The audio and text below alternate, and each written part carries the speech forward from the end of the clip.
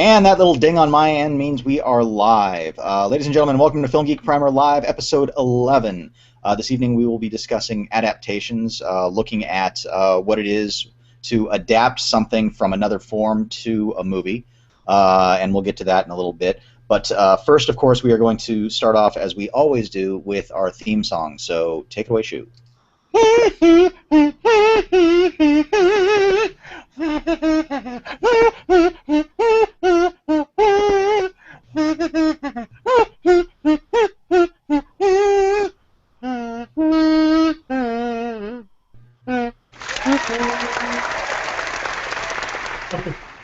Very nice, sir. Thank you.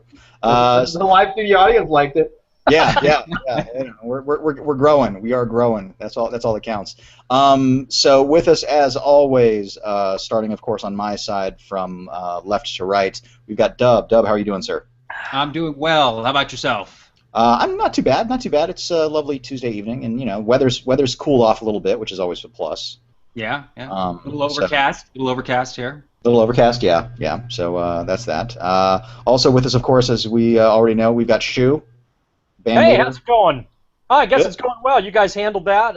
It's a little windy out in Tucson as well. A little chillier than before. By Tucson standards in May, being chillier than before means it's about 103. So, wear a sweater. Yeah, really. I'm surprised you're not in your long johns. If I could pan my camera to the right, you would see a city in permanent flames. Yeah. Just like the Blue Oyster Cult song. Right. Speaking of, I'm guessing you're excited for the Godzilla film? No, they're just hanging out. Okay, fair enough. But I did hear, I've heard a couple things from my sources involving the film. One is that Toho apparently has given it its blessing, whatever the heck that means, and Japanese people, many of them may not feel exactly comfortable with this. They believe that the American Godzilla is fat. Yes, I did read about that. I heard that too. And this concerns them, but I'm thinking, well, America's fat. So it's a perfectly acceptable representation of how we would see one of their monsters. No, I don't think relatable. I don't think that's what happened there. I think what happened there, and we should all feel this, is that Japan as a nation has called us as a nation fat. That's how I see. Sure. I mean, it's pretty much in like cultural representation terms. It was like them saying you're fat. They did it a couple of years ago to us as well when they programmed all of the Wii Fits with these insanely low baselines for weight. So most Americans were considered obese just by stepping on the Wii Fit scale. Like it was set way too low. Yeah, that's like it was set too low. The second time in a decade Japan as a nation has called us fat. Man, no wonder they're more than 200% upside down in their GDP. They don't know their customer. They've taken passive aggressiveness to a global scale. So my big question is this, though: is he fat or is he just really muscular? I mean, it's I think that's it didn't look like bulk. It looked like he looked like a big, thick-necked, muscly Godzilla. You saw more of a linebacker then. You go back and look at some. Well, he's probably on PEDs. You go back and look at. You go back and look at some of the like '90s era Godzilla. That's a stocky beast. Godzilla was putting it really thick in the legs, kind of big in the hips. Yeah, triangular. It was triangular. That was a heavy. Yeah, exactly. No, which was always the threat. You know, that's another theory for another time that I'd be happy to get into. That's the sequel. Yeah, we'll discuss. We're going to discuss Godzilla later, Shu, because I think you have a lot to talk about with him, and we're going to do a special. You and I are going to do a special Godzilla history retrospective thing. And right now, my only excuse for him being heavier in the films that started coming out in the '90s is he hadn't worked in a long time. So he had to do a shtick. You like yourself, Joe. You're still collecting residuals, sure. Exactly. Yeah. I mean, and that shit ran a lot on television, so you know. Yeah, that's how I saw it. Yeah. So, I think I've never seen actually the Japanese version. I think I've just seen the Raymond Burr one. Oh, yeah. Really? Oh, yeah. Yeah, no, that's bad. Yeah, you gotta check out the 54. It's very solid. And finally, with us, of course, Warren, lounging as always. always lounging. And your camera's the right way this week. So do we know what happened? I think that figured was out. 2 weeks ago. I think it had something to do with on my laptop, like when I launch it to Dell and it comes with like a little Dell software, and I closed it by mistake when I was trying to log in, and I think maybe it wasn't using the Dell correction software. We were getting like raw camera feed. That was just raw feed. That was it. That was the more real than you. raw. Wow. Wow. Well, it was quite presentable. And how are you holding up in the Bay Area? Good. It's beautiful weather up here. It's really nice. So, good lounging weather. Yeah, excellent lounging weather. Excellent lounging weather. Although honestly, when is it not good lounging weather? Yeah, that's a good point. Have you seen Hugh's City of Flames? I'm just gonna lounge then. That's a place more suited for running and fleeing, really, than it is lounging. Yeah, that's a 130-degree heat. Yeah. That's a beautiful sunset. No, that's the state on fire. That's my house. Yeah, really. Oh, lordy. So, library. So let's start off with, of course, the sad news of the past week, I guess, is that Bob Hoskins, at the age of 71, has passed away. And he leaves behind an interesting treasure trove of movies. All of us, of course, have seen Who Framed Roger Rabbit probably several times. And it is a technical marvel, but at the same time, none of it would have probably been pulled off without Hoskins' performance. The guy, basically spends the entire movie acting across cartoons / Christopher Lloyd.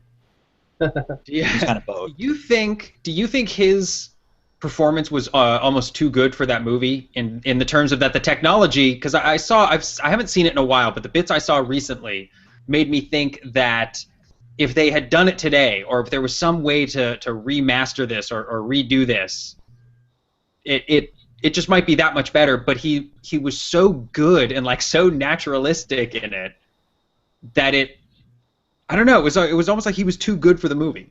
Yeah, it was. I mean, let's face it. The movie had his performance not really been the glue in that sucker, there would be no movie. I mean, if somebody else had given a subpar performance in that thing, or at least not been able to act across, because there's a great show reel on YouTube that you can find, and the top screen is the finished product, and the lower half is him acting on the green screen, and you see the shots as he's falling and the movement and the little the ping pong ball props as Mickey Mouse and Bugs Bunny when he's falling through the air and stuff like that. Right.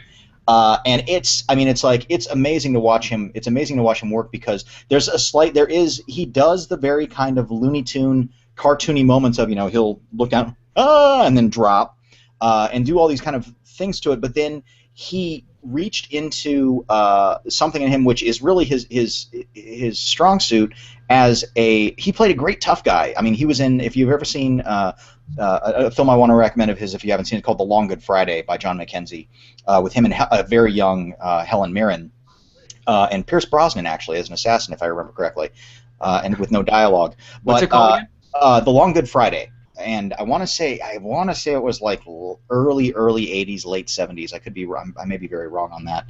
But I do want to say kind of like 81 or something. Anyways, but he played he's a gangster boss guy trying to swing a deal, and he goes through a lot of different levels in that thing. But he does a great kind of tough guy shtick at moments in it, and that really suited him in Roger Rabbit for playing the kind of classic noir detective, which is what he does in Roger Rabbit.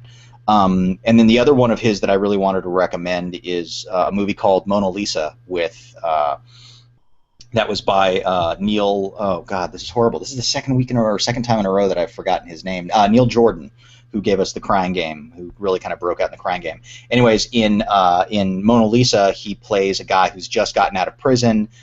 His boss is Michael Caine, and he's put Hoskins in charge of driving his girlfriend around. And it is about the girl and Hoskins' relationship is basically this kind of thing. And Hoskins is this great character who, of course, is kind of that classic gangster guy out of prison, and his child has grown up without him and wants nothing to do with them, and so there's that little dynamic involved in it as well.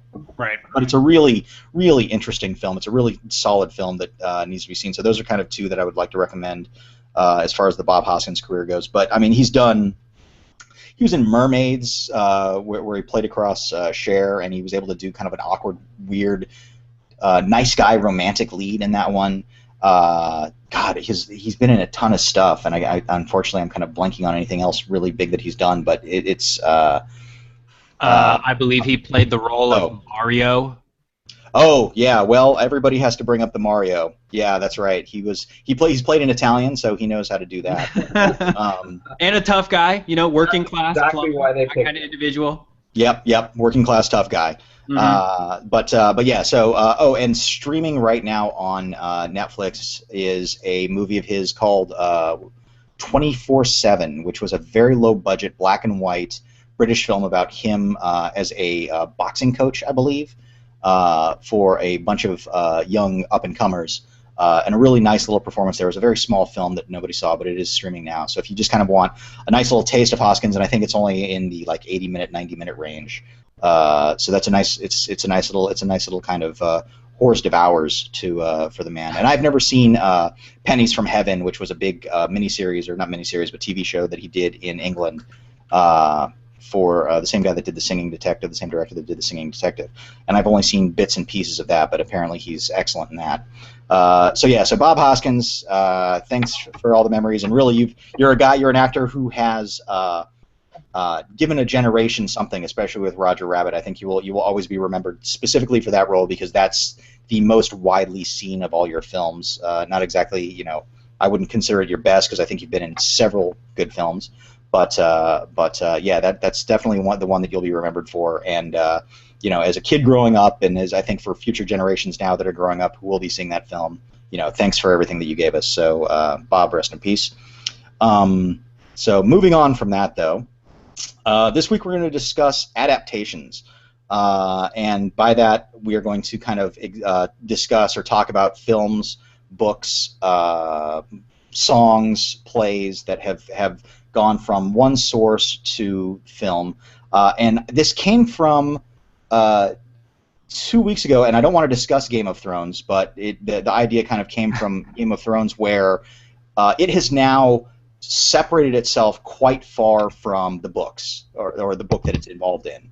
And it's bringing in lots of sources and stuff like that the people who are the devout readers of these books that are, who up until this point in time have been real snooty-ass little pricks a lot of the time about, well, don't you wait until what's going to happen next, we know, kind of shit. And now all of a sudden we've moved into this weird level playing ground. How do you really feel? Well, trust me, it gets really obnoxious sometimes. But there was a time, and I don't know if we've just kind of gotten beyond this point, or wasn't there an era where you would always constantly hear, well, the book is much better than the film? Oh, without a doubt. It's like I think that's. Go ahead. I think that's still the case. I think that's always been the case. I don't think there's ever been there have only been rare instances. I mean, and this sort of moves the conversation forward if you want to talk more about Game of Thrones, but there are only rare instances in which something has been translated into a new medium and been as good or better. And when that happens, generally there's a serious transformation of the source material. The example I would use is The Shining, right? That could have very easily been a haunted house movie, but it was transformed into something cinematic. It told the story, much more visually than perhaps in the book, and it became its own entity. I think very different story, a completely different story. Yeah, I parsed down like. I would actually go further to say that almost invariably the source material, not just the book, is better. See, this is always, I think, a dangerous conversation. Maybe dangerous, harsh, but you have folks who you have folks who came into this who are avid book readers who will always side with that aspect of it because it's the first experience that they had, and they enjoyed it enough to want to see it in some other form. So when the other form came out, naturally they're going to be defensive toward the book or the printed version that they ultimately saw. But very often, I think they both stand alone and stand solid as well-done pieces of well-done craft in their own respects. Because the reality of the situation is that unless you're dealing specifically with a short story, and some of the later, for instance, Tom Clancy books are basically glorified screenplays. So the gist of what he was, I think, probably trying to attempt was, all right, I know this is going to go to the screen. I'm basically going to cut a couple paychecks here. Might as well write it more or less like it's a screenplay anyway. Those kinds of adaptations are a little bit easier to take across. But the classic novel to screen thing is such a different animal because you're talking about so much detail that you have to bring across in different ways, and then you have to fit a lot of material that really ought to be in a longer form approach in a classic movie time of, 90 minutes to 2.5 hours. So you have to figure out a different way to tell that story, and if you can do it well, then I think both elements have succeeded. Yeah, I agree with you actually on a lot of that, which is that to adapt something means to adapt something, not a direct translation. And I know that it came up 2 weeks ago, or last week actually, on our summer film about Sin City, Dame to Kill For, and both Aaron and Warren, I think, really liked that movie, if I remember correctly, or the first film, excuse me, Sin City. And I don't like that film because it, much in the way almost that Watchmen is, for most of it, it's such a strict translation that you lose something because of that. It stops being cinematic and simply becomes more like in those cases, a motion comic. I feel that other more recent adaptations, like not having read the Harry Potter books, I'm not sure how great those are, but of adaptations those are. But I also know that with those and with Hunger Games and with a bunch of the new YA books that they're translating into movies, they want so much to adhere to what the book is that they instead of reworking or translating or finding a way to bring out the themes or find ways to really kind of solidify what that is on screen, all of those plot holes, everything that's in there is translated over and really makes for a lesser experience. I think a book that was helped a lot by seeing what the book is supposed to be about and then finding ways to express that more was The Godfather. Because if you've ever read the book, it's an airport book. It's something that you would easily find and read on the airplane or on the toilet or something like that. And it's okay written, but not when it came out. Oh no, I don't. No. I think it was very much. It was still a populist book. I don't think it was. It was never held up as high art. You're saying it was the Da Vinci Code of the day? Yeah. I think it's actually no. I think his writing is much better than Da Vinci Code. The bridges of Madison County of that era. That I might actually go for. I might actually. I might actually say it probably was much closer to like a bridges of Madison County era than something else. Because it's not. Have you ever read it? I mean, it's not. No. Yeah, it's nothing fancy or fantastic. It just happened to be a huge bestseller. I mean, a ton of like maybe put him on the level of, say, like if Clive Cussler could write a gangster novel, maybe, or a Robert Ludlum. They aren't bad writers at all. They tell very good stories in their milieu, but but there's nothing really that special about it that raises it above. And the speech written by, or the parts written by, I believe, Robert Towne for The Godfather, which was just before Don Corleone's death, and he has the talk with Michael. Wait, he dies? Oh, sorry, spoilers. Shit. But they made 3 of them. Spoiler alert. Yeah, really. One, a prequel to the one before it. Yeah. How awesome a trilogy would that be? Yeah, and for those of you who only know The Godfather is the really bad video game, then you would know what happens in that too. Who's that guy who knows that? Who's that one guy who knows that? Yeah. If you know that guy, have him come on next week. I would love to meet the guy. Yeah, I may. You know what? I hate to say this. I actually may know a guy that's played it. I'll have to find out. But not played it. I mean, only know it as the game. As the game. Oh, fair enough. Fair enough. Like when you drop it, you're like, they made a movie from this free Chrome app. Well, okay, but this brings up a point because it could be a very good free Chrome app. I think these things are medium specific. So I'm going to go back to your Sin City example, where I saw the movie first, right, but didn't read the comic. However, having seen the movie, I'm sure the comic is great, and it might even have better dialogue or more of it or more frames, but it doesn't have motion. And motion is a pretty good thing in storytelling. So if it's a direct translation of the comic, only it adds the dimension of the fourth dimension, actually moving forward in time. Right. I would say that's an improvement in a lot of ways. But it's a standalone good movie. Shu also used the phrase standalone. I think that's important as well. Agreed. It's a standalone good movie. If you saw the movie and didn't read the book, you could enjoy it. If you read the book and didn't see the movie, you could enjoy each one independently, and neither one sort of. Well, I guess the goal is to have neither one ruin the other, isn't it? Sure.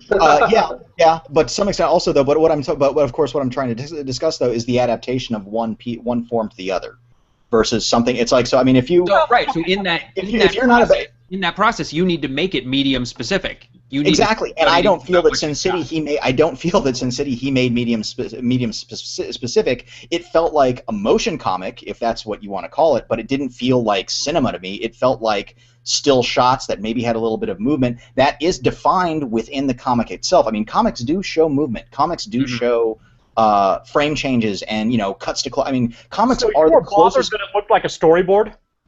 I guess, yeah, I would say yes. I mean, it's a very well done storyboard, but yeah, it's still it didn't break out of the confines of being a comic book. And to some extent, a lot of Watchmen kind of did the same thing, where it's those frame for frame shots and everything else like that. It doesn't add to what's being told. It doesn't give a voice or an interpretation to the work. It simply displays the work that you've already been given. How much of that do you blame on social media and and a modern era where you're trying constantly to appease an audience out there who can be very vocal about the phrase we utilized at the top, it's not as good as the book. So therefore, there's a perhaps overcompensation, fearing that kind of protective backlash. Okay, I would say social media only in the way that because word can spread much quicker now, and that's it. I mean, that's that's how we're looking at social media. But yeah. But the fact that it can spread quicker, is that a reason that perhaps folks are maybe concerned about more literal translations than maybe they were 10 years ago, or is there a legitimate movement toward being protective of source material, and that's why you're getting what's going on here? Maybe it's a little of both. I would say now, I don't know. Aaron, you read Dub? You read all the Harry Potter books? Yes, no? Yes, I did. Okay, and how far off did they veer? I mean, other than having to remove stories from it, how much of it was how much felt altered or changed? Well, I would say that that was an example where my knowledge of the books really hurt my appreciation of the movies. The books are these rich, dense, elaborate universes that you inhabit and explore for long stretches of time. So, for example, I would compare perhaps maybe reading one of those books to watching all the Harry Potter movies at once. So you've got all those characters, it's just such a richer, vaster experience. So in the process of editing it down, that element of it, the thing that only the medium can provide, which is that width and breadth and depth of a universe building experience, just can't translate into 2.5 hours. Sure. The best movies hint at their broader universes. They don't sit there and let you explore every nook and cranny of them. You just had an idea. You just flew through the city in Blade Runner. You didn't know how the city was made or the history of the mayor or anything like that. The best movies are evocative of greater universes, and the best books let you completely explore and inhabit that universe. That's interesting. Yeah, I don't know. I mean, to me, that would sound like it would grow to be a pretty boring book if all you were doing was digging into each nook and cranny. Silmarillion. Silmarillion. Yeah, I think. Point for Warren on that one. That's for sure. Well, I think we can talk about Lord of the Rings the exact same way as I'm talking about Harry Potter. You read the Sure. books, Yeah. and you saw the movie. You explored the universe much broader in Lord of the Rings, and you didn't feel like you were bored exploring every nook and cranny. It was just the way the story. I mean, yes, I was bored sometimes. We all were, but it's just the way the storytelling worked. So yeah, and again, I think something like The Hobbit is doing the exact opposite, which is trying to explore every nook and cranny, unlike the book. Right, right. And that's showing what movies are not good with. Yeah, exactly. Because here's the other thing is that when you talk discussing the exploring the nooks and crannies, it's also about description and helping you imagine what the world is in your mind. And we all create a different world in our head of what something's supposed to look like. So then when suddenly people have to take it and turn it into something physical, we might be slightly disappointed, we might be slightly pleased, we might be slightly distraught, whatever, about what they finally end up turning it into. Well, how did you feel about Harry Potter not having seen it? Like, what was your takeaway from the movie? Even not having read the books? Not having read it. They were fine. It's funny because it's like the people that I know that really love the film series also really loved the books and are able to disseminate. And I think this is why I was kind of curious, because I really feel like there's maybe a younger generation now that is able to separate a book from a film and understand that you can't do both in the same time, in the same period of time. And so it's what do they pick and choose, and do they stick to the core essentials of what that is? Is Harry Potter? Is the character that they taken from the book boiled down to and presented on film? And it's those specific things about a person's actions and a person's behaviors that seem to me are more important to translate than they are about the actual physical events that may be taking place. So and a vibe, like a certain an atmosphere. So having just seen let's just talk about the first Harry Potter movie to keep it simple. When you saw that, did you have like a sense of childlike wonder? Like were you sold? I recently watched E.T. Right. It's funny. I just watched it on Sunday. You are really? Yeah. Me too. Yeah. You are there, right? You are believing. You are feeling. You are right there with Elliot. Right. In the film. Did you feel that way with Harry Potter? No, but I don't think Harry Potter was directed by Chris Columbus, so it wasn't as well made. Right, absolutely. Well, it was very successful at the artifice that wanted to create. At the time, and it not being a book that I've read or a world that I've ever really been able to get into, I was not thrown into a world of wonder as other people have been. And there, as a matter of fact, it's interesting because with the first Harry Potter, not knowing if it would become a series or not, they threw a lot of stuff in the first one that later on in the series, if you go back and rewatch them, they're like, wait a minute, what the fuck ever happened with these little guys? They showed them off, but it just seemed like something to show off.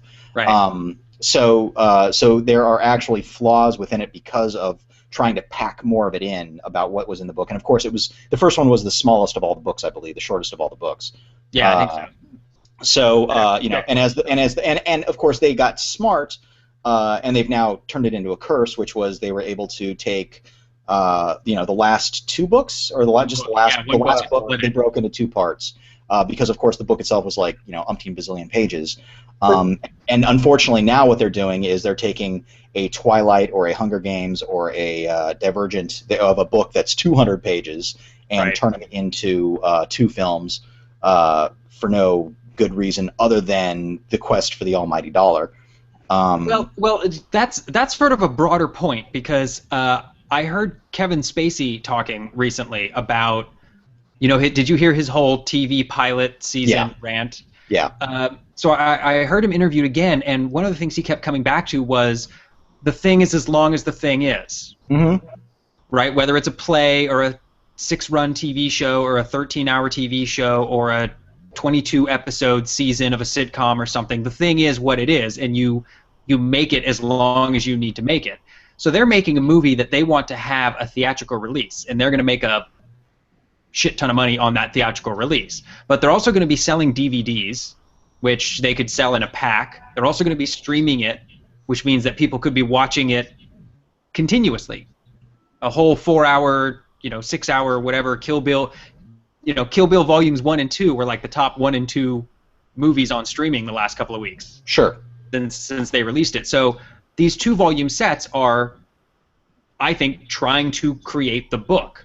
And I think I agree 100%. I think but what's going to suck about that is the artificial drops they're going to have to create. I haven't seen The Hobbit. It's not about the artificial drops. It's about the sheer fact that there's not enough content to relegate them having 2 films for the last Twilight movie, because nothing fucking happened. Okay, and I've seen all of the Twilight movies. But in the last 2 films, like that first one, nothing happens. Like literally, there's one great bit near the end when the baby snaps her back and it's hysterical. But it's but it's literally all montage. It's like there's a 15-minute honeymoon scene that's nothing but montage and emo songs just to fill the fucking space. Maybe it happened. That's not exactly what happened in the book. Oh, I'm not saying exactly. It's like 300 pages to describe that montage scene. Exactly right. The depth of their feeling. That's great. That's not. But that's exactly the problem. And they were remembering. Yeah, that's fan-fucking-tastic. But that's the fucking problem, though, is that you're taking something and you're not turning it into something specific. You're not turning it into what it needs to be. Right. You're turning it into something that you're forcing. They're not even making cinema in it either. Yeah, they're making filler. All it is just nothing but fat.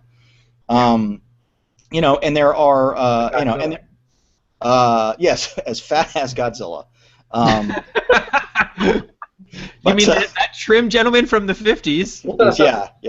Yeah. Who's been spending his checks on candy bars. Flip-flop wearing Walmart shopper we got going these days. So Godzilla comes into the city on one of those little go-kart things, kind of slowly, kind of rolling through town, knocking stuff over and asking somebody to pick it up for him. Oh, I'm so sorry. I'm sorry about that. Well, at least he'll be eating a Snickers, so that'll be good cross-promotion.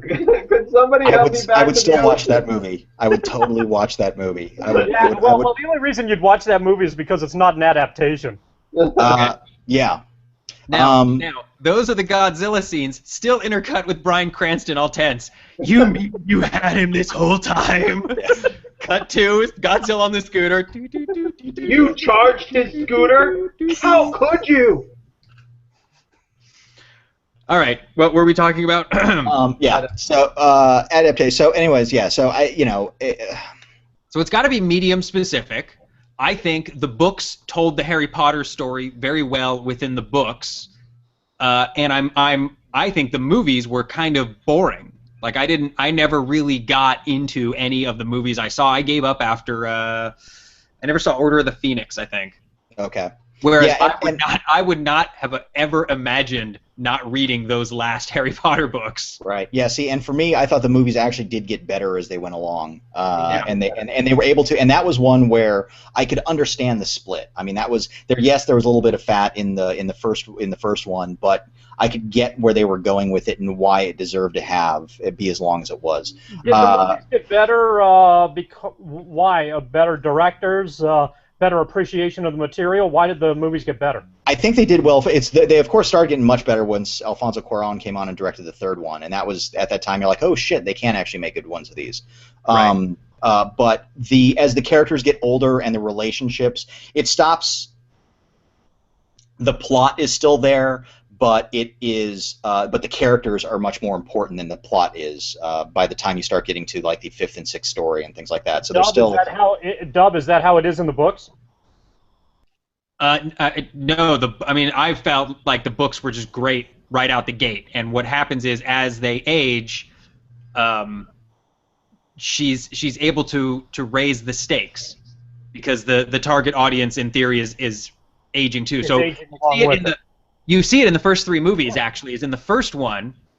There's this the fear is expulsion. That's the big concern that's hanging over everyone's head. And you know there's a bad guy out there, but you don't know much about him. You're worried about getting expelled from Hogwarts. In the second one, the creature can turn people to stone. We can cure them, but it's a horrible thing to have happen to you. You don't want to turn to stone. It's terrible. In the third one, a friend of a friend dies. Right? So it's starting to circle and become more extreme, and the stakes are raised, and that's how the general vibe, I think, improves. Right. So by the and the stakes are raised though because what they're doing is the characters are getting older and you're developing them and they're becoming much more the central focus of what's going on versus it about saving the stone or killing. I mean, the whole Voldemort thing we're moving towards, and we all know that that's going to be our final battle. But death envelops the entire story. Yeah, from the orphan child in the first book through the death of close friends throughout it. I mean, it's shrouded in death. Yeah. And I would imagine the movies would have to incorporate that because that's the story. So then the question is, do they execute, up there with the more effective cinematic deaths that you've experienced, not having felt them in the book, not being able to anticipate them. Right. See, and I think to some extent, I think for a lot of people, having read the books, you carry that in with you. So those are you get to now feel those emotions on screen, even though maybe they aren't as powerfully executed on screen. Especially if what they come out like once a year or was it every 2 years? Once a year. Once a year, I thought. Once a year, yeah. So that's a lot of time in between, and I never watched them on video in between. And I would go into the next one like, okay, I have no fucking clue what happened before, so now we've got to play catch up. For me, it was watching the deaths of great actors that I liked. So getting to see David Thewlis on screen is fantastic. And all of a sudden, when his character and his wife go adios, I was like, no, not a great actor. Good actor, no. Yeah. It's and actually, there's somebody was just talking about they are trying to create somebody was talking about the David Thewlis factor actually, which is a movie where the movie it's you wish that actor was in that what it's like what bad movie, but an actor improves that film. And every time he's not on screen, the film kind of sinks a little bit in quality because that M. Emmett Walsh was one of those character actors that I think Roger Ebert always discussed as like that. But David Thewlis is kind of like the classic quintessential guy of he never gets to be a lead in much of anything. He's always kind of a character actor, but it's like, why the fuck isn't he on screen more? Right. Anyways, so am I the only one that sees what he's doing up there? Come on. Yeah, exactly. So let's the Bourne books. I mean, let's move away from Harry Potter and let's look at the Bourne books, which literally after the first one, they basically just used the titles. I mean, the books themselves became completely. They have entirely different bad guys, an entirely different setup. The whole direction of it, it's not. They're not Ludlum books at all. Mm-mm. Yeah, none of them are. I mean, not even the first one. And it's bizarre. As one who now it's been 30, 20, 25, 30 years since I've read the Bourne books. They were I enjoyed them, and then watching the movie some time ago, I was like, this is absolutely nothing like what I expected coming into this, because it even has a a nice built-in bad guy that they sort of just brush to the side and create their own little world, which was interesting. And although you're right, they were kind of adaptations based on name only, I enjoyed the Bourne books, and for the most part, I liked the Bourne movies. I liked the original Lyman better than I liked the Greengrass films. But really? I thought I did. And a lot of that has to do with the way the action was shot. But I liked it too. Beyond that, you're looking at, I think, two mediums who were really entirely different. If you didn't call the guy Jason Bourne, you could call it an episode of 24. You could have called Matt Damon Jack Bauer, and it would have been just as believable. And you wouldn't have anything that fell under the category of adaptation. It was its own interpretation of some name franchise, and I think both sides did it pretty well. The books are good, and I think generally speaking, as a sound trilogy, those three movies stand up very well. My criticism aside. I don't even view that as criticism. Yeah, okay, no. My pseudo-criticism aside. That's just a shoeism. That's two separate reviews grafted together, which I think, based on the conversation we're having, is perfect. It's exactly what you want. You want the cinema to be the cinema, but to keep the feel of the books, which is, I imagine, a badass spy with amnesia who has to figure out who he is. That's about it. Well done. Well done, Tom. I mean, That's about the gist of the similarity between those. Yeah, well, it's the same with you have to boil it down to some simple thing. And you did it brilliantly. You adapted that fantastically right there. A hobbit finds a ring and goes on a journey. Yeah, that'd make a good book. You write a book about it, and you make movies. I think just listening to everybody talk, I think what it comes down to is somebody said it earlier, where it's what the audience brings into the movie, and those that have read the book have a lot more about what the movie is about. Now, it's an adaptation, so it's how you translate it to screen. So it could be, in some books need more adaptation than others. They need more help than others to get to the screen. Like for John didn't like Sin City, but in my view, that movie didn't need a lot of adaptation. Like, I loved watching it on screen. I felt like seeing it in motion, hearing the words being spoken, seeing it more in color, and seeing it from those angles was very cinematic to me. And then going the other direction, The Shining, that book was huge, and there was so much going on. There was no way they could translate all of that in there. They decided, hell, we're just going to make it completely different. Like, take out names and places and completely different story. Like, right, it's they not used even all the the proper same thing. nouns. Yeah, exactly. Like, that was like, they're just like, there's no way we can translate it. And in a more recent case, like World War Z, which when I read it and I thought, I could see they could make this into a movie. I feel like they sort of went sort of a lazy route, and they just took the name and then made it completely different. It's nothing like the book. It's Right. World War Z. They could still make another book. Like, they could still take the book and make a movie out of it, and it would be nothing like the World War Z with Brad Pitt. It would be completely different. But I think that the reason that people say the book was better than the movie is because you come in there with either your love or you either love the book or you dislike it. If you didn't like the book, you're not going to see the movie. But if you already love the book, you're going to go in there with some sort of expectation. And you're going to be the person who ultimately defends it. Yeah, and most of the time people don't go in there. Like, I was trying to sit here and think, where did I read something and then go see a movie that I like better? And the only time I can ever think that was I read the comic book Wanted, and I didn't like that book. Like, people were like, oh, it's Mark Millar, you're going to really love it. And I just didn't like it. But I went and saw the movie with Angelina Jolie and, what's his name, James McAvoy. James McAvoy, and I really liked that movie. Like, it was really cinematic. It was the way, it was that Russian director who did those vampire movies. And I liked it. And that was like the first time, it might be the only time I can think of where I actually liked a movie better than what I read. Yeah, I better not read that book. No, it's not. I mean, but everybody recommended it to me, and it's well regarded as a great book. But does it have a magic loom? Nope. Yeah, that was one of the changes, actually. Yeah. Are you kidding? No. Seriously, that was one of the things that Timur Bembikov, or whatever the gentleman's name is, that was like one of his inventions into the script. Yeah, there's a lot of it. Added in a magic loom. There was a lot of stuff in the movie that was different than the book, but I enjoyed watching. Like, I had more fun watching the movie, as stupid as it could be at times, than I did reading the book. Especially, I just didn't like the ending. I had issues with the book. Yeah, no, I actually support you with that film. I really actually think that movie's a blast. Yeah, it's just a fun movie. So, and I think I guess maybe one of the things I'm trying to get at more is that we need to look, and I think, and as Shu pointed out earlier, they need to be looked at as adaptations to film. So one being better than the other is an impossible distinction in some way, because they're completely different mediums and completely different forms. A movie that's coming out, and I hadn't even thought of this until just now, is Gone Girl, the new David Fincher film, is based off a best-selling novel, and the screenplay is written by the author.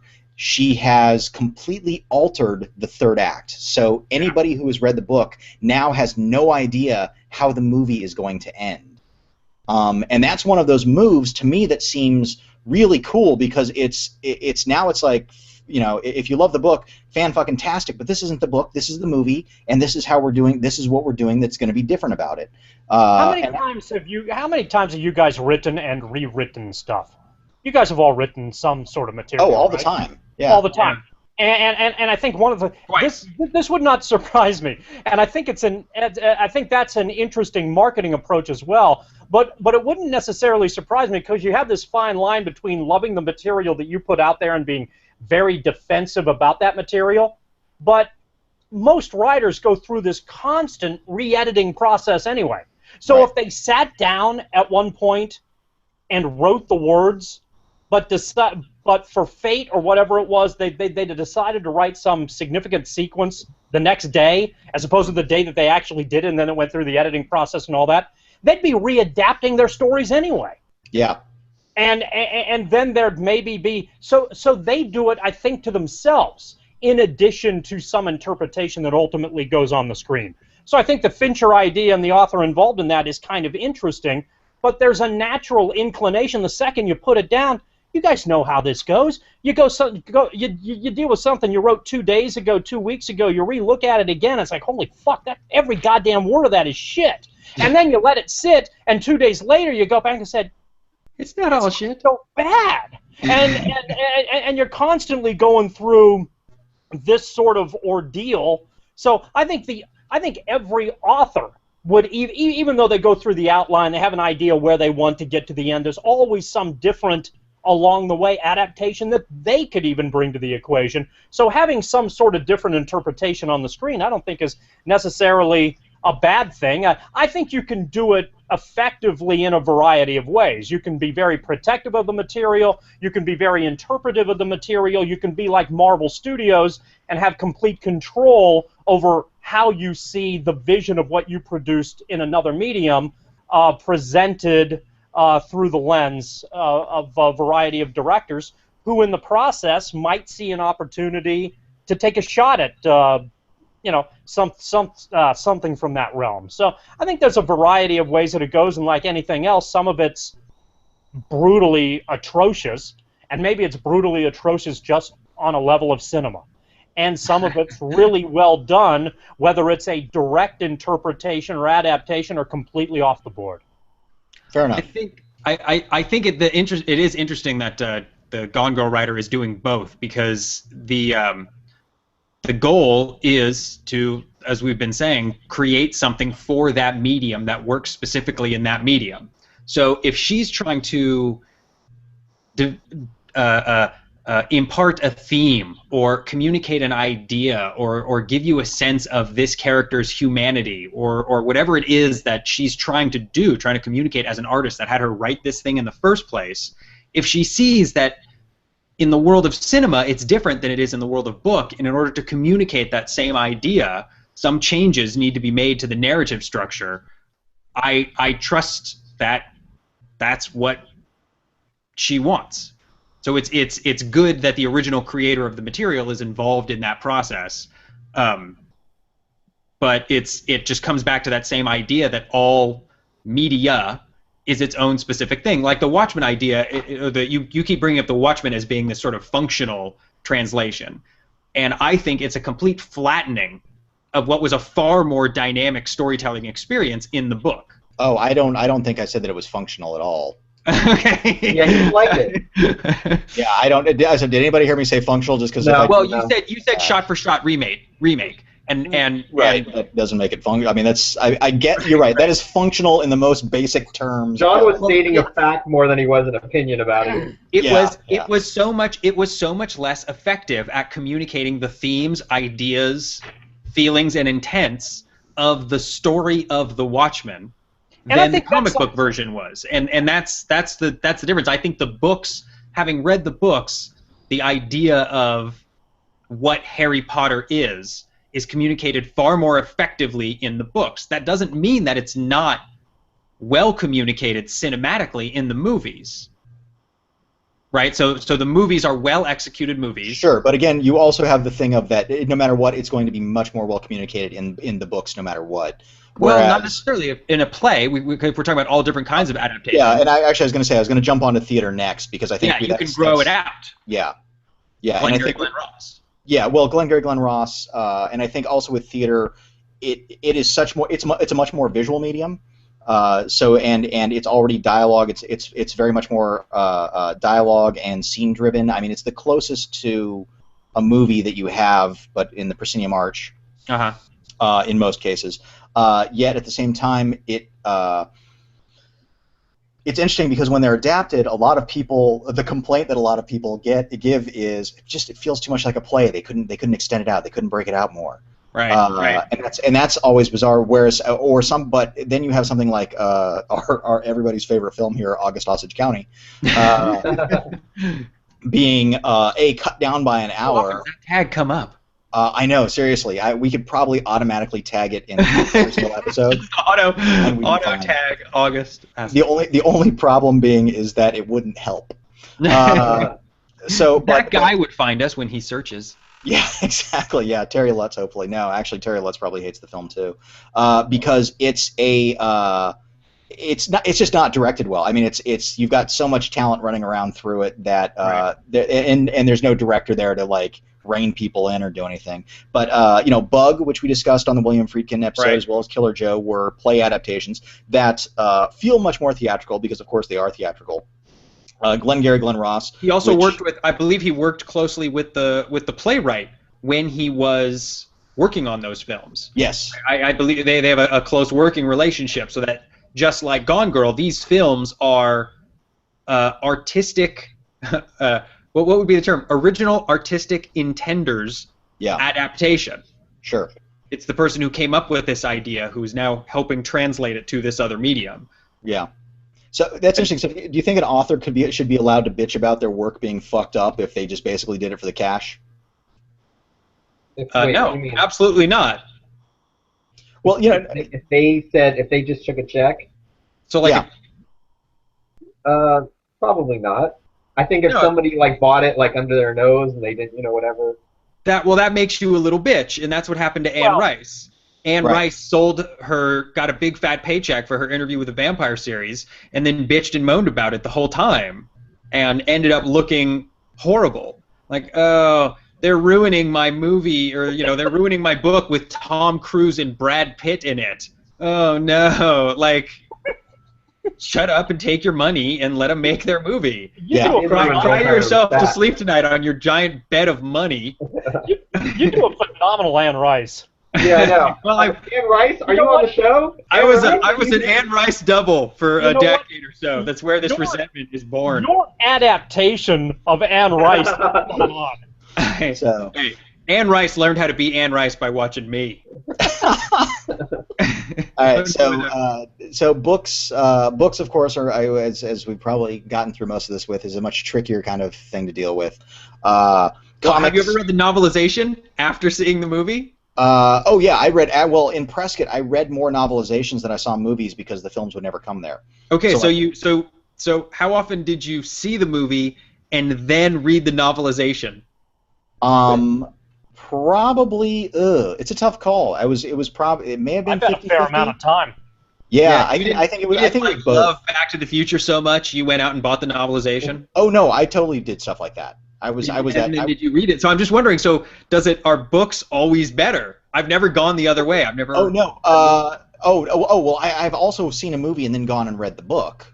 Yeah, that's true. And is the book always better? No, they're just different, and it's interesting. I think seeing the movie and then reading the book, you're like, oh, okay, so this is how, and it's much more of a technical thing of, okay, so this is how they switch this around. And it's like, oh, it's funny. I wonder why they lost that. Blah blah blah. So it becomes much more of an analysis, an analytical tool. And with reading novelizations, because novelizations tend to be based off of earlier versions of the script or shooting scripts before the final film is edited, you have a completely different. So, like, I read the book of Aliens before I saw the film, and it was the James Cameron director's cut book, right? So it had all the scenes, and you're like, wow, they lost this whole section and went right to there. That's pretty fascinating.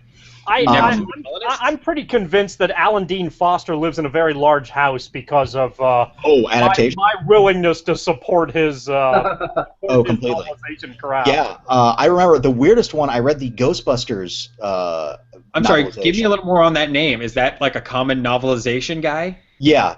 Alan Dean Foster wrote. I mean, God, shoot, how many novelizations? Man, like a ton of them. Oh yeah. Yeah, it would not surprise me if we're well into the dozens. Yeah, no. Alan Dean Foster wrote, because he was a science fiction writer as well, but also wrote just novelization after novelization of a ton of them. And it's funny because, like, in the novelization world, his were like the ones that I would kind of look for in a weird way. Because he wasn't a horrible writer, right? I mean, it's like a standard, a quality standard. It's a quality standard of anybody who can take a script and. He's got a bunch of Star Trek, a bunch of Star Wars. Ooh, he did an Alien Nation movie novelization. He did Alien, Aliens, and Alien 3. Recently, he's done Terminator Salvation. He's done, looks to be most, if not all, of the Transformers. And standalone novelizations. Let's see. The Black Hole, Clash of the Titans, Outland, The Thing, Krull, The Last Starfighter, Shadowkeep, The Last Starfighter storybook, Dark Star, Pale Rider, The Dig, and Chronicles of Riddick. Hey, Santo. Yeah. Look at the bottom part of his Wikipedia page. Oh God. Okay. Look where he lives. Oh, does he live in Prescott? Yes. Yeah. Okay. So son of a bitch. Yeah. You and I are reading his novelizations while we're growing up in Prescott, while that SOB is living in the very community. Oh, a mere stone's throw. You gathered around the fire, and he could have told you these stories. Yeah. It could have been live audio stories. Reading through the novelization of Alien 3. We should have him as a guest on this damn show. Yet he never did a book signing. Why was what the hell? Are you sure? Maybe you just didn't hear about it. There was no social media back then. In Prescott, we had a bookstore. Trust me. Word would have gotten out. Yeah, and it was, and literally, I mean, I was in front of the novelization shelf every Saturday. Yes. I want to buy the book. And Alan Foster was only there in name. Yeah, but not an actual personality. So before we wrap up, though, I want to discuss one more type of adaptation. I was going to throw in the trading cards adaptation of Mars Attacks, but I realized that was more of a how you call inspiration versus adaptation, because I'm sure they didn't read the backs of them and go, okay, we got to make sure this is in here.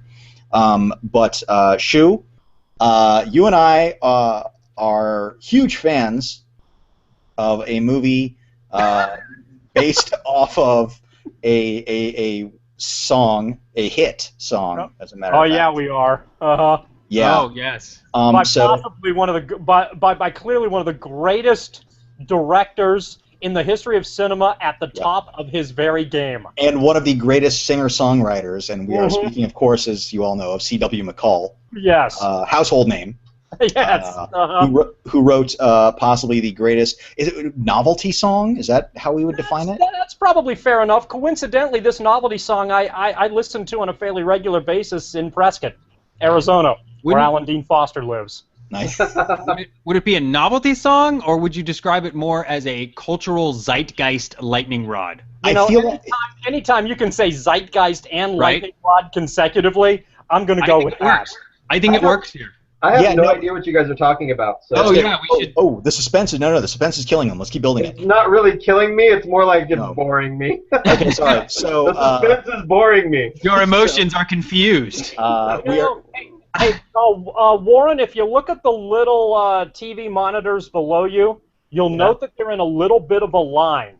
Okay, if that line follows its way through, you could conceivably suggest that you are in the midst right now of a Film Geek Primer convoy running through the night. Yeah, okay. Hey, we're talking about Cannonball Run, aren't we? Yep, we are. Yes, convoy, ladies and gentlemen. Yeah, there it is, ladies and gentlemen. I should have pulled out my poster. Yeah, it's what a horrible movie. Yes, it's an abomination on absolutely every level, but the best part about it, it's a far better movie based on the story of how it was made and all the crap that was going on than it is in any way, shape, or form an actual film. Yeah. Well, this may still be, to this day, even though, was it Don Simpson who allegedly died on his desk face first in a bunch of illicit material? Yes. Illicit substances. Yeah. Okay. Hopefully, I'm not getting sued for that allegation, but it seems to be at the very least there's a lot of urban myth at play in regards to the white powdery substance that may have been on his desk. That amount that was on his desk was nothing, apparently, to the amount that was on the set of Convoy. Cartels, I think, got their start funneling off the remainder of material that was available on the set of Convoy. Well, that's what was in the back of the trucks. Yeah, yes, of course. All Ancient, beautiful sight. So it was a documentary? They were running through the night. So okay, so well, let's loop this back in. Yeah. So the question is, if you've got an intellectual idea, if you've got an artistic intent, I was that based on an idea by. And that artistic intent for a novel is best expressed in a novel and then adapted to be more cinematic for the screen. What was more effective in executing the artistic intent, you think? Was it the song Convoy, or was it the full-length motion picture directed by Sam Peckinpah, Convoy?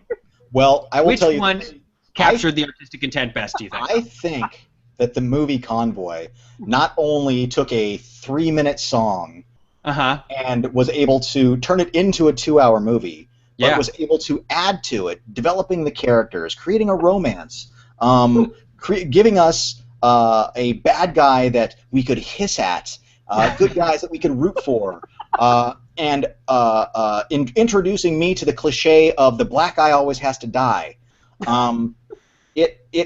Convoy was I don't even know if Convoy had a script as much as they just listened to the song every day. And each person developed it, and they cut it together.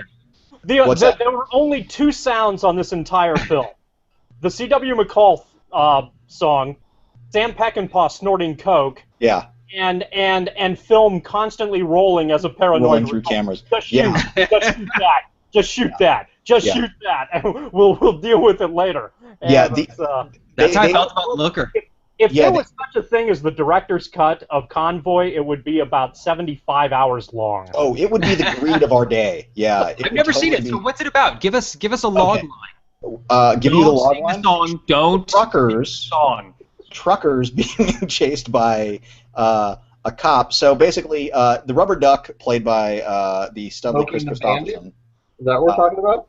No, we're talking about actually close. It was of the Hicksploitation era, so it's definitely kind of within that same. We still haven't said Convoy, have we? What's that? Have we said what it is yet? No, I'm about to say what Convoy is. So Convoy is about Chris Christopherson plays the rubber duck, a trucker who is on his way from point A to point B, delivering some kind of flammable, explosive mystery juice in his truck. Meets up with Ally McGraw, is quickly pursued, stops by a diner, gets involved with a brouhaha with, I forget the sheriff's name, played by Ernest Borgnine. But then it's all about Ernest Borgnine bringing down the rubber duck because a fistfight breaks out and he's punched. And so all the truckers join up and create a convoy, and somehow they're getting him out of there. And he gets across state lines, so then he's got to get other cops involved. I forget how the whole thing works out. And then, of course, the black guy who's got to get back to see the birth of his kid. Sure, that's an important moment. And I don't know how far into this has become a cliche that had become yet. Right, it could be establishing the cliche. It could have, that could have just been. It could have been a trope before moving into cliche. Right.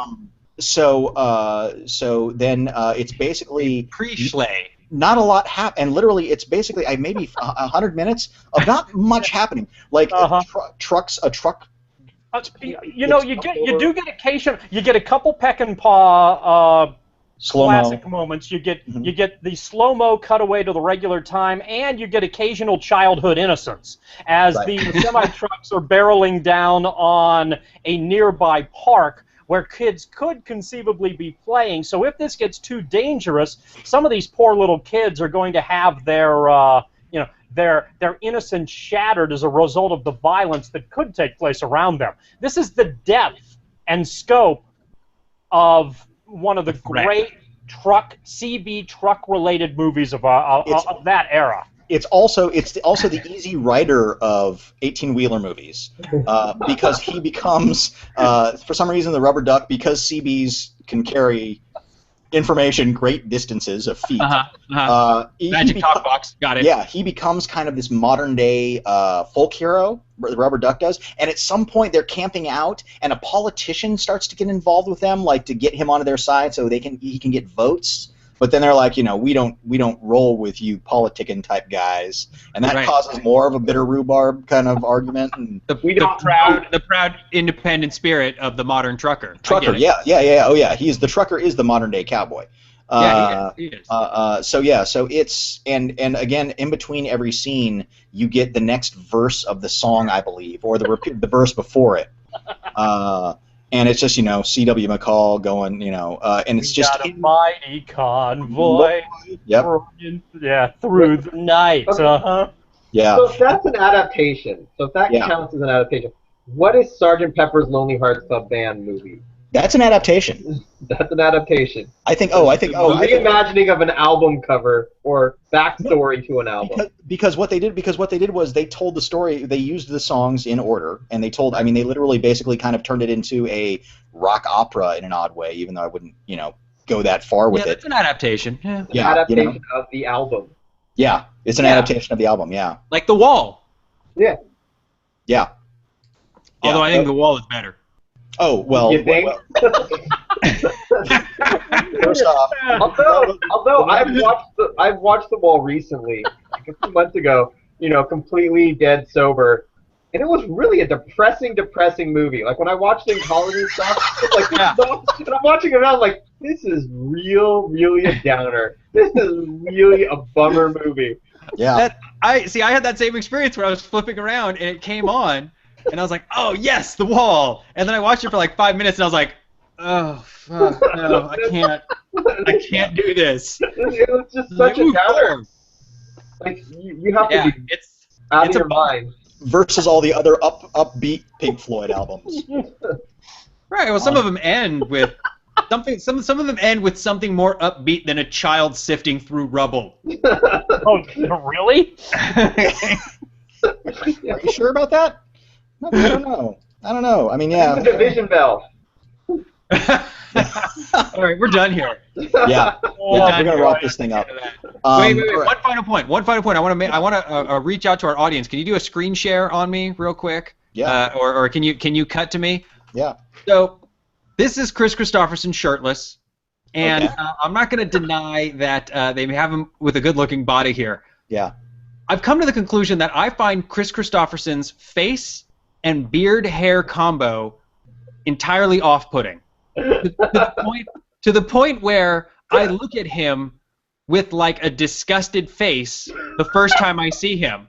It's like the natural reaction when I first see Chris Christopherson's face. Like I see it and I look over his face and I'm like, ugh. Dub, that's an example of judging a book. I just want to put out to the audience, if there happens to be any lady watching, is that a handsome face? I find it repulsive. I think. Okay. Also, you need to remember, the man was a very talented singer-songwriter. Talent goes a long way sometimes. Agreed. And was a Rhodes Scholar. Yes. Was he? Yeah. Yes. Well, all that means he studied at Oxford. There you go, Dub. You got a guy who's this is a guy who was a member of the Highwaymen. Okay. He performed with some country greats. Not only that, he was he was relatively successful, as Santo mentioned, in the singer-songwriter realm himself. Agreed. He wrote one of my favorite songs, Me and Bobby McGee. Yep. See, there you go. And is academically with it as well. And, what do you do? The only thing you can say, he's got 70s hair and a 70s beard. That's all you can say. Disgusting. Wow. And it's disgusting. Right, but I don't think I don't think that should diminish his artistic achievements in any way. I'm just saying I find him personally gross. There's a gentleman by the name of Geddy Lee you may have heard of. A very accomplished artist. Yes. Musician in the Rock and Roll Hall of Fame. Oh, I thought he was the general of the Southern Army. One of the more hideous-looking individuals that we have ever allowed to be photographed. You mean like Steven Tyler? like Steven Tyler, like Mick Jagger. Well, I mean, there are some ugly, talented people. There's a significant difference when you're talking about talent and you're going with Geddy Lee and then trying to delve into Steven Tyler. But it doesn't. I thought we were just talking about ugly rock stars. That's all. I thought we were talking about. But what I'm wondering is, standing on the street, separate from his artistically laudable achievements, Chris Christopherson, repulsive? Yes or no? Okay, and on that, I can't wait for the Twitter battle on this. I think, and not only that, but it's like defend it. after watching 4 of our fucking mugs for the past hour, you're going to talk about Chris Christopherson. Dude, we look like fucking Mount Rushmore next to Chris Christopherson. Yeah. All right. We look like a choir of the gods. All right, next to Chris Christopherson. I'm gonna be Roosevelt. Damn it! I was going to ask which one got to be Roosevelt. Son of a bitch. Yeah. I'm afraid I'm going to turn to stone. Santo and his big stick. Oh Lord! I didn't realize he had such a hatred. I didn't either. It's taken me almost 40 years to finally process the strange emotions I felt inside when I first saw the commercial for Millennium on TV all those years ago. Okay. Right now, I bet somewhere Chris Christopherson is logging onto the internet. Oh, let me just see what's on YouTube right now. And, oh my God, just crying, shaving his beard. Hey, there's some more people talking about my favorite movie, August, Osage County. Their tag comes up a lot. The tag is my favorite movie. Oh my God! He's just weeping. Now he's weeping in the shower, shaving his hair, shaving his beard off. Throw like the wall, cutting his eyebrows too. And it's just like the wall. He's shaving his eyebrows. Okay. Final thought, and then we should go. Chris Christopherson, if you are watching this, I want you to know that most nights I sing my youngest son, me and Bobby McGee, to help him go to sleep. So you have affected my life in a mostly positive way with your artistic endeavors. And I look forward to seeing Convoy. That being said, please do not video chat me. All right, so as we've now officially defined as that Aaron does not look for talent, personality, or intelligence in anybody that he's with. This is much more telling about who you are as a human being than how Chris Christopherson looks. It's so random to come out and just tear apart Chris Christopherson for no reason. He just laid into it like all of a sudden, like it's just so like out of the clear blue sky. It's like, hold on, guys, we're talking about adaptations, but let me just say something. And then 10 minutes of I hate Chris. I'm so sorry. So ugly. Like, what an ugly human being. And I'm sure his heart is made of stone. And I want to kill him. And it's just like, where did all this rage come from? That's what I want to know. Oh man. Rebuttal. I'm just more concerned where it came from. It does. It did seem to kind of come out of nowhere. I mean, it's like it's like screen share. It was like, hold on, guys. Yeah, I know he brought props. Hold on. He knows why. He knows why. He knows what he did. Jacques, Chris Christopherson. Oh, Lord. Okay, so next week we're going to be discussing the films of Chris Christopherson. I have to see Convoy. Hey, Chris Christopherson, I'm BitTorrenting Convoy right now.